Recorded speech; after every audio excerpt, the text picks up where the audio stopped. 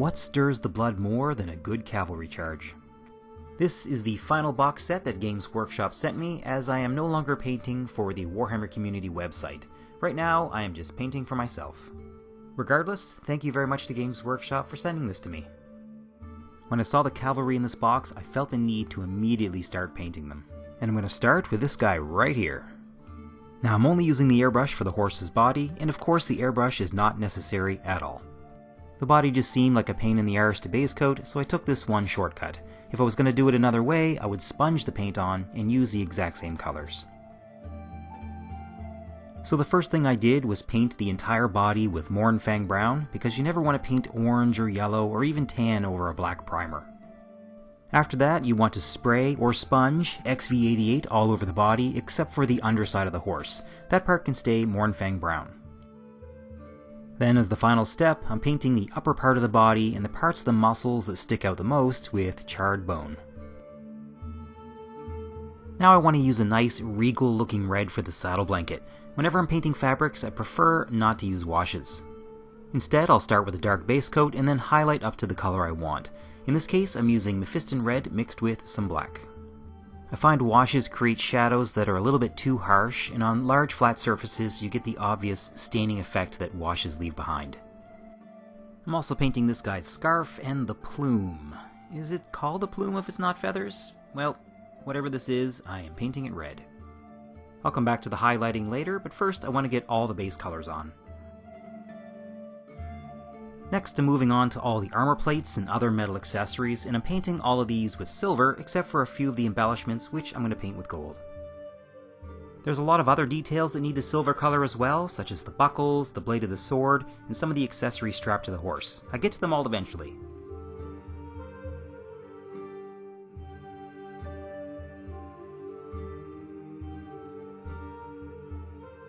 For the gold this time, I'm using Retributor Armor, and I always found this color to be a bit garish looking, but it is going to contrast well with the bright red. And with this color, a little bit goes a long way. My main goal here is just to break up all the silver on the armor plating, and also to draw attention to some of the ornamentation on the weapons and the armor.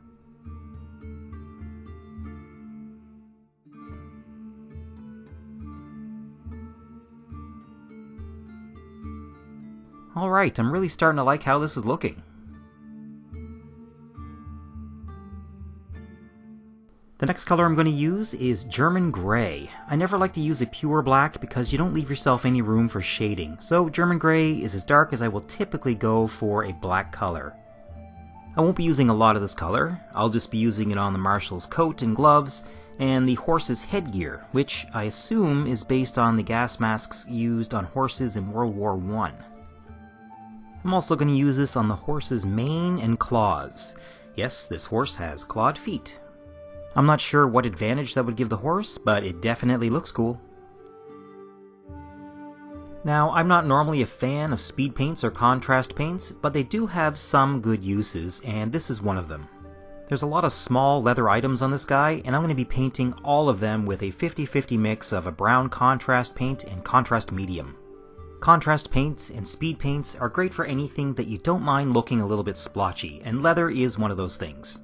So all the bags and straps and harnesses and anything else that looks like it's made of leather are getting one layer of this contrast paint mix.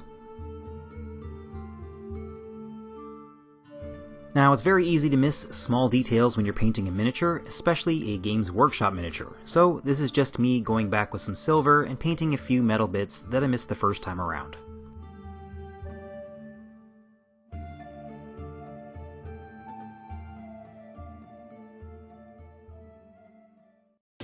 There's a handful of cables and hoses attached to the horse and the body of the Marshal.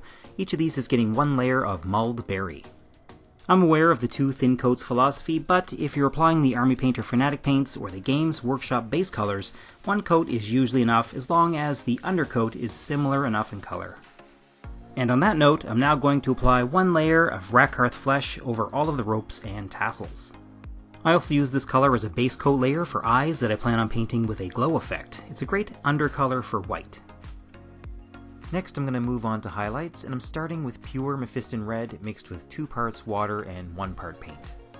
Most of my brush strokes are going to be moving from the recesses to the top of the folds. This way the paint is concentrated at the top.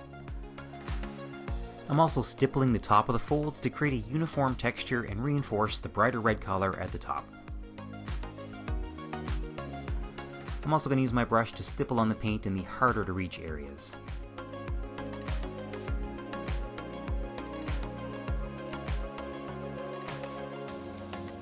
For the plume, I'm just painting the top of all the strands and trying not to spill any paint into the grooves.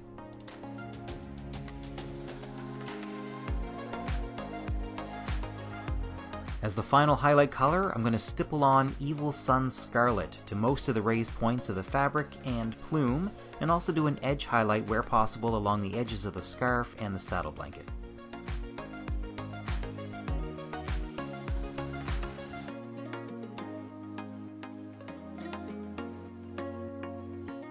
That's it for the red, and next I'm going to do the ropes and decorative trim. This is going to be super basic. All I'm doing is putting on a layer of Seraphim Sepia over everything. And I'm not painting on highlights afterwards. All I'm going to do is take a damp brush and wipe off the sepia from the raised bits and leave it in the recesses.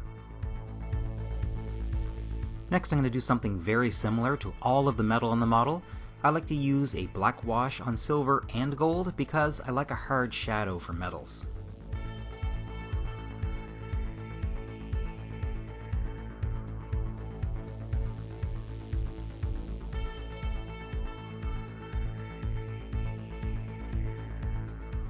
Now this miniature definitely isn't done yet, but I was done for the day, and if you're going to stop painting for a while, that's the perfect time to put down your basing mud. I put mud all around the base, and then I restarted the miniature the next morning. Next I wanted to paint in the creases of the flesh, the damaged flesh, and the inside of the ear, etc. So I mixed together equal parts Gal Vorbak Red and Dryad Bark, and then I mixed in 2 extra parts of water to make a glaze. You could also just use a reddish purple wash for this, but I personally prefer paint. This is going into all the folds and creases of the flesh and between the muscles to make the muscle definition pop. I also use it on places like the brand and the inside of the ear.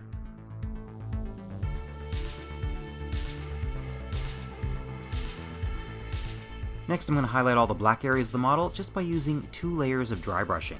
I'm going to start with a light dry brush of Thunderhawk Blue. I'm very gently dry brushing this over the edges of the hairs on the mane and the small details of the jacket and the face armor on the horse.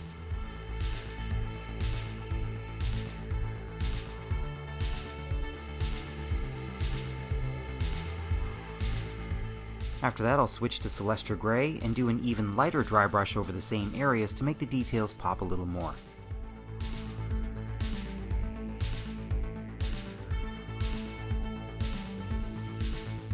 The top of the plume didn't seem quite bright enough and I wanted to draw more attention to the head and face, so I did a light dry brush of a bright orange on the very top.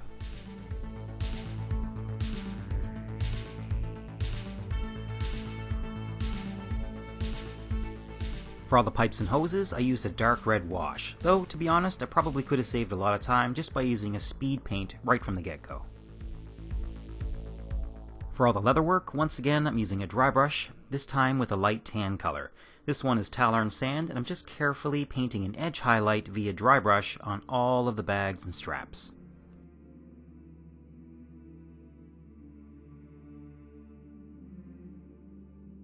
For the horse's eyes, I'm going to be painting a reflective lens effect. I've already covered this in a separate video, which I'll link here, and I'll also put a link at the end of the video if you're interested in seeing how this was done.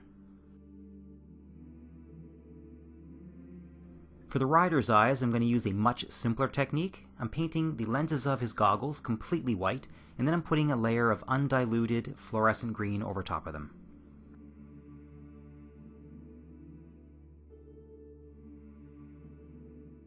Now it's just a matter of finishing up some minor details. For the pistol, I'm simply putting a layer of black contrast paint or speed paint over the body of the gun.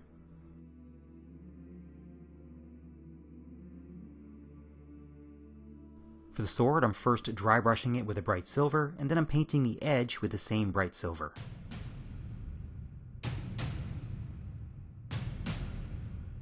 Following that, I'm just cleaning up the blade with a thinned down black paint, and then I'm going to give it one final dry brush of silver.